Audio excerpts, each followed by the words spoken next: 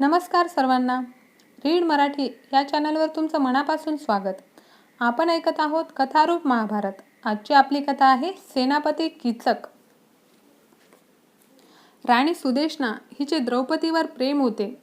द्रौपदी ही एकेकाळी पांडवांची या राणीची मैत्रीण असल्यामुळे सुदेशना तिला आपल्या मैत्रिणीप्रमाणेच वागवत असे. तिचे वागणे सौम्य आणि सुंदर असल्यामुळे ती सर्वांना प्रिय झाली होती. विराटाच्या राणीच्या राजवाड्यात तिने अज्ञातवासातले 10 महिने काढले. सुदेशना राणीला एक भाऊ होता. कीचक असे त्याचे नाव होते. राजा विराट याच्या सैन्याचा तो सेनापती होता. पांडवांनी विराट नगरीत प्रवेश केला तेव्हा कीचक तिथे नव्हता. तो वेगवेगळ्या राजांशी युद्ध करून त्यांना जिंकण्याच्या दौऱ्यावर गेला होता. अनेक विजय मिळवून तो विराट नगरीत परतला. त्याचे स्वागत करण्यासाठी विराट नगरीत मोठा उत्सव सुरू झाला. उत्सव संपल्यावर कीचक आपली बहीण राणी सुदेशना हिला भेटण्यासाठी तिच्या महालात गेला. त्याच्या बहिणीचा तो लाडका होता. त्याने काही वेळ तिच्या सहवासात घालवला आणि तो आपल्या राजवाड्यात परत आला. परत जाताना वाटेत तो सुदेशनाची बाग पाहण्यासाठी थांबला. वसंत ऋतूचं आगमन झालेले असल्यामुळे बागेतली झाडे फुलांनी बहरली होती. सौंदर्याने भारलेली अशी ती बाग होती.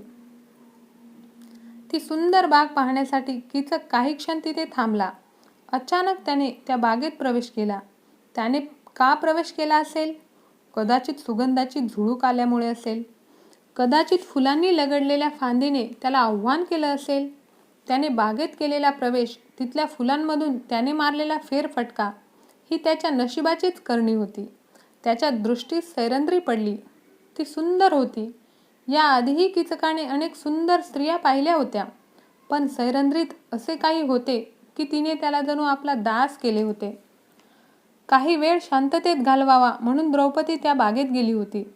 एकटे बसून काही विचार करायचा असला तर बागेत जाऊन बस असे राणी सुदेशना तिला सांगितले होते.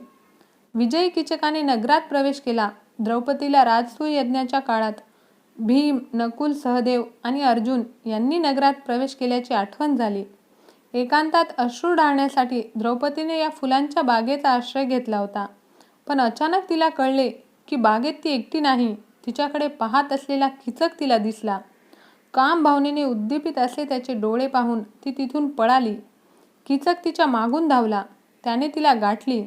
तो म्हणाला, "तू कोण आहेस?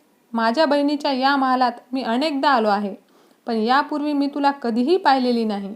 मला तू दिसलीस तेव्हा मी चकित झालो. स्त्री इतकी सुंदर असू शकते हे मला माहीत नव्हतं. इतके दिवस तू कुठं लपून राहिली होतीस? यापूर्वी मी तुला पाहिलं नाही असं कसं काय? तू कोण आहेस? तू एकटी का आहेस? तू तुझं असणं इथं फुकट घालवते आहेस." द्रौपदीने त्याच्याकडे पाहिले. आपली नजर भूमीवर रोखून ती म्हणाली, "माझं नाव सैरंध्री. मी तुझ्या बहिणीसाठी फुलांच्या वेण्या करते. मी तिची सेविका आहे. मला इथे येऊन काही महिनेच झाले. कृपा करून तुम्ही मला जाऊ द्या." कीचक म्हणाला, "माझ्या बहिणीसाठी फुलांच्या वेण्या गुंफणारी? तू सुंदर स्त्री आहेस. ज्या क्षणी मी तुला पाहिलं त्या क्षणी मी तुझा दास झालो. तू तुझं आयुष्य इथं फुकट घालवते आहेस. माझ्या गर्विष्ठ बहिणीची सेविका होण्यापेक्षा तुझी लायकी खूपच वरची आहे. या स्त्रियांच्या महालात तुझं सौंदर्य फुकट जात आहे. तुझ्या सौंदर्यानं मला जिंकलं आहे. वसंत ऋतूच्या सुगंधानं पक्षाला ग्लानी येते तसं मला झालं आहे. तुझ्याशिवाय मला काहीही सुचत नाही. तू माझ्या बहिणीच्या केशरचना करत बसावंस असं मला मुळीच वाटत नाही. मला हे सहनही होणार नाही. ही सेवा तिनं तुझी करायला हवी. तिची जुनी वस्त्र तू का वापरतेस? हा अपमान तू का सहन करतेस? राणी होण्यासाठी तुझा जन्म झालेला आहे. माझ्या सोबत ये आणि माझी राणी हो. मला तू हवी आहेस. माझ्या सर्व स्त्रियांचा मी त्याग करीन. मी त्यांना तुझी दासी करीन. मीही तुझा दास होईन. तुझी लहानशी इच्छाही ही तुझी आज्ञाच असं मी मानीन. माझ्यावर कृपा कर. माझ्याजवळ ये. माझ्या हृदयात मी तुझ्यासाठी जागा निर्माण केली आहे. आता तू इथं अधिक काळ राहता कामा नये. मी तुला माझ्या प्रसादात ठेवीन. या विराट राजाची मी तुला राणी करीन. मी इथं सर्वात सामर्थ्यवान आहे. राजा माझा मेहुणा हा इथला नावापुरता राजा आहे. माझ्या विरुद्ध जाण्याची त्याची हिंमत नाही. तू माझ्या बाहूत ये. मला प्रसन्न केल्याचा तुला पश्चाताप होणार नाही. माझं तुझ्यावर किती प्रेम जडलं आहे याची तुला कल्पनाही नाही. तुझ्यासाठी मी कशाचाही त्याग करीन. माझं नाव, मी आजवर मिळवलेली कीर्ती, या सगळ्या गोष्टी मी तुझ्या प्रेमाच्या वेदीवर धुपासारख्या जाळीन. मी तुझ्याशिवाय जगू शकत नाही. तू मला माझं जीवन दे. कीचकाने तिच्या पायावर डोके ठेवले आणि तो रडू लागला. आपल्या भावनांमुळे कीचक एखादी स्त्री असावी तसा झाला होता. द्रौपदीने त्याच्याकडे पाहिले आणि ती म्हणाली, मी तुझ्या बहिणीच्या राजवाड्यातली सेविका आहे. तुझ्यासारख्या राजपुत्रानं माझ्याशी असं बोलावं हे योग्य नव्हे. तुझ्यापेक्षा माझा दर्जा खूपच खालचा आहे. जन्मानं, पदानं, दर्जानं तुझ्याबरोबरच्या अनेक स्त्रिया तुला मिळू शकतील. तू माझ्याशी असं बोलता कामा नयेस. हे गैर आहे. तुझं हे बोलणं मला मुळीच पसंत नाही. पुरुष आपल्या पत्नीशी अशा तऱ्हेने बोलू शकतो, अन्य स्त्रीशी नाही. मी अविवाहितही नाही. जिथं माझा सन्मान धोक्यात येणार नाही अशा ठिकाणी माझ्या पतींनी मला राहायला सांगितलं, म्हणून मी तुझ्या बहिणीच्या राजवाड्यात आले. मी 5 गंधर्वांची पत्नी आहे. तुझी मागणी मला मान्य नाही. जर माझ्या पतींना हे कळलं तर ते तुला ठार करतील. तू पाताळात असलास तरी तिथं येऊन ते तुला ठार करतील. त्यांच्या क्रोधापासून तू स्वतःला वाचवू शकणार नाहीस. मला तुझी दया येते आणि म्हणून वेळ निघून जाण्यापूर्वी सावध व्हायला मी तुला सांगते आहे. आपले पापी विचार आवर आणि इथून निघून जा. मी याविषयी कुणालाही सांगणार नाही. मी तुला क्षमा करीन. निघून जाण्यापूर्वी द्रौपदी वळली. जाताना ती कीचकाला पुन्हा म्हणाली, मी तुला एकदा सांगते, तुला तुझा जीव प्रिय असेल तर माझ्या वाटेला न जाता इथून जा. तू फुलांचा हार आहेस असं समजून मरणाचा फास तू तुझ्या गळ्याभोवती घेतला आहेस. ज्योतीला फळ समजून तिच्यावर पतंगाप्रमाणे तू उडी घेतो आहेस. तू स्वतःला आणि तुझ्यावर प्रेम करणाऱ्या सर्वांना ठार करतो आहेस. तू महान सैनिक आहेस. तू मोठं नाव आणि त्याहून मोठी कीर्ती मिळवली आहेस. वेडेपणाने हे सर्व व्यर्थ घालवू नकोस. मी तुला सावध करते आहे. असे म्हणून सैरंध्री निघून गेली. बराच वेळ कीचक भूमीला खिळून राहिल्यागत उभा होता. तो काहीही करू शकत नव्हता. एका सामान्य फुलवाल्या मुलीविषयी वाटणारे प्रेम त्याला अग्नीप्रमाणे जाळत होते. त्याचे डोळे पेटले होते. त्याचा श्वासोच्छवास वेगाने सुरू होता. त्याला ती हवीच होती. होय, त्याला ती हवीच होती. तो आपल्या बहिणीच्या राजवाड्यात गेला. त्याला पाहून तिला आश्चर्य वाटले. काही वेळापूर्वीच तो तिला भेटून गेला होता. कीचक तिच्या बिछाण्यावर कोसळून पडला. सुदेशनेला त्याची काळजी वाटली. ती त्याच्याजवळ गेली आणि म्हणाली, कीचका, अरे काय झालंय तुला? मला भेटून गेलास तेव्हा तर ठीक होतास. तुला काय झालं आहे? बरं नाही का वाटत? तिच्या प्रश्नाचे उत्तर द्यायला कीचकाने काही वेळ घेतला आणि तो म्हणाला, माझ्या बहिणी, तुझ्यासाठी फुलं गुंफणारी ती बाई कोण आहे हे मला सांग. कोण आहे ती सुंदर स्त्री? ती तुझ्याकडे केव्हा आली? ती कुठून आली? मी नुकती तिला पाहिली. ती मला हवी आहे. माझी हो असं मी तिला सांगितलं, पण तिने नकार दिला. मला ती मिळाली नाही तर मी मरून जाईन. प्रेम ही गोष्ट इतकी वेदनामय असते याची मला कल्पनाही नव्हती. मी दुःखी झालो आहे. माझ्यावर अग्नीचा वर्षाव होतो आहे असं मला वाटतं आहे. तिचा विचार करतो तेव्हा माझं शरीर थरथरू लागतं. माझ्या बहिणी, मला सांग, ती माझी कशी होईल? तू मला मदत केली पाहिजेस.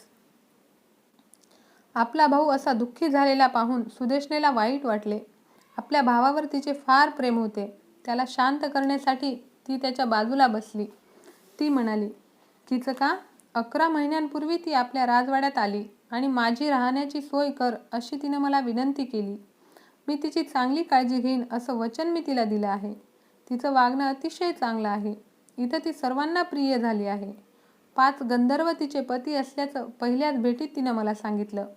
कोणी जर तिचा अपमान केला तर तिचे पती येतील आणि त्याला ठार करतील असं ती म्हणाली. एकदा राजानं म्हणजे माझ्या पतीनं तिला पाहिलं. ती त्यांच्या मनात भरली. त्यांनी तिला मागणी घालायचा विचार केला. मी त्यांना सौम्य शब्दात सांगितलं की ही गोष्ट शक्य नाही, कारण तिचे पती तिचे रक्षण करते आहेत. तेव्हापासून तिच्याविषयीचे त्यांचे विचार हे फक्त विचारच राहिले आहेत. महाराजांनी तिच्या पतींचा धसका घेतला आहे. ती मला म्हणाली की तिच्या पतींचा क्रोध हा रानातल्या वनव्याहूनही भयंकर आहे.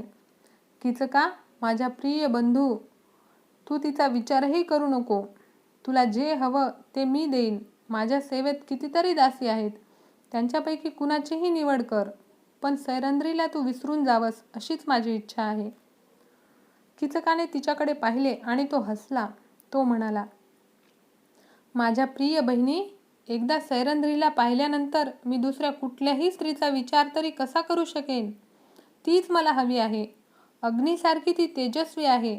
ज्वालेसारखं तिचं शरीर आहे आणि या ज्वालेतून उडालेल्या ठिणग्या म्हणजे तिचे डोळे आहेत. तिचे केस म्हणजे तिचे तेज झाकू पाहणारा जणू धुराचा ढग आहे. तिचं सौंदर्य असाधारण आहे. तिचं सौंदर्य वर्णू पाहणारी भाषा हतबल होते. तिचं सौंदर्य वेगळं करून त्याचं वर्णन करणं म्हणजे चंपक पुष्पांचा गंध वेगळा काढून त्याचं वर्णन करण्यासारखं आहे. रक्तवर्ण मानकांचं तेज किंवा पाचूमधली गार हिरवी आग तू धरू शकशील, पण तिचं सौंदर्य तुझ्या हाती येणार नाही. माझ्या प्रिय भगिनी, मला ती हवीच आहे. तिचे पती असलेल्या 5 गंधर्वांचा तू उल्लेख केलास. मला त्यांची पर्वा नाही. मी योद्धा नाही काय? मी माझ्या एका हातानं 1000 गंधर्व ठार करू शकेन. मग मी 5 गंधर्वाची पर्वा कशासाठी करावी? तुला स्त्रियांची काही माहिती नाही. देखणा, शक्तिमान आणि सुंदर वाणी असलेला पुरुष जर स्त्रीनं पाहिला तर ती त्याचा मोह आवरू शकत नाही. हे कुठल्याही स्त्रीच्या बाबतीत खरं आहे. अगदी पतिनिष्ठ असलेल्या स्त्रीच्या बाबतीतही. ही सैरंध्री कामुक स्त्री आहे असं मला वाटतं. आपला पती सतत आपल्या सोबत असावा असं वाटणारी ती स्त्री आहे. पुरुषाच्या आलिंगनात नसेल तर दुःखी होणारी ती स्त्री आहे. तू म्हणतेस की तिला 5 पती आहेत, पण गेले 11 महिने ती त्यांच्यापासून दूर आहे. त्यामुळे ती मला चटकन वश होईल अशी मला खात्री आहे.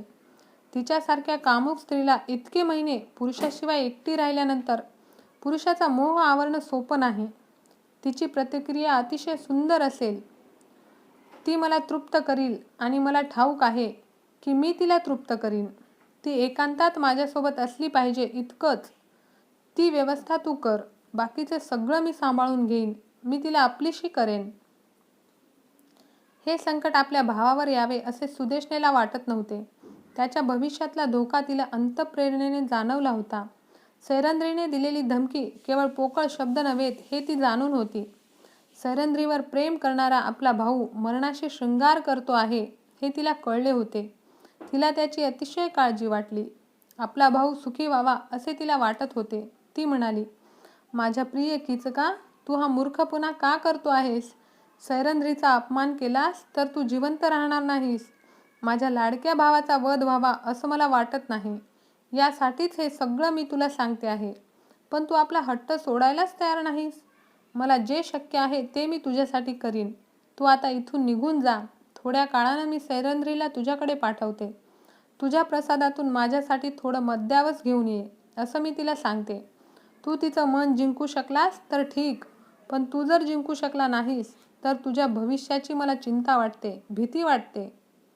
कीचकाने आपल्या बहिणीला आलिंगन दिले आणि तो म्हणाला, माझ्या बहिणी, तुझ्यासारखं दुसरं कोणीही नाही. तू माझ्यावर दाखवलेली ही दया मी कधीही विसरणार नाही. कीचक घाईघाईने तिच्या महालातून बाहेर पडला. जणू त्याची नियतीच त्याला पराणी लावून खेचत नेत होती.